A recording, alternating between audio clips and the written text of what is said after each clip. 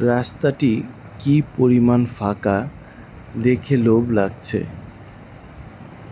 আর কি বাইকের break in period চলছে, সেজন্য স্পিড লিমিট আছে, সেই জন্য বাইকটাকে আসলে স্পিডিং করতে পারছি না। আর এমনিতেও আমি খুব বেশি স্পিডে চালাই না, তারপরও যতটুকু স্পিডে চালাই আমি আসলে সেই স্পিডটা পাচ্ছি না বা দিতে পারছি না, ব্যবহার করতে পারছি না, সেজন্য একটু আফসোস লাগছে। বাট ওভারঅল ভালো লাগছে আসলে।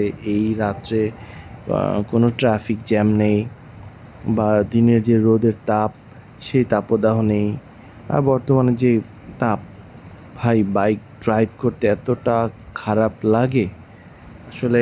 এই রোদের মধ্যে যারা বাইক ড্রাইভ করি আমরা সবাই জিনিসটা উপলব্ধি করি আসলে কতটুকু কষ্ট বা গরমে অসহ্য লাগে। এর মধ্যে জ্যাম তো ফ্রি। যাক, তবে এই রাত্রে ড্রাইভ করছি, এখন পর্যন্ত ওইরকম কোনো বিপদ বা ক্ষতির সম্মুখীন হইনি। জানি না, আল্লাহ যেন সামনে না করায়। তবে ভালো লাগে বাইক ড্রাইভ করতে।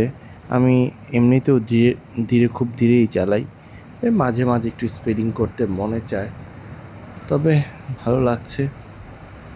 এ রাত্রে একটি পুলিশের গাড়ি, তারা দায়িত্ব পালন করছে।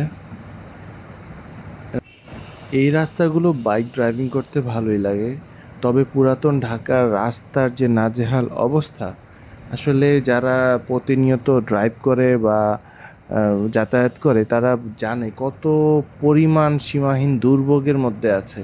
আসলে আমার মনে হয় এগুলো দেখার কেউই নেই। তারপরও তাদের কাছে আশা করছি দ্রুত কাজগুলো করবেন।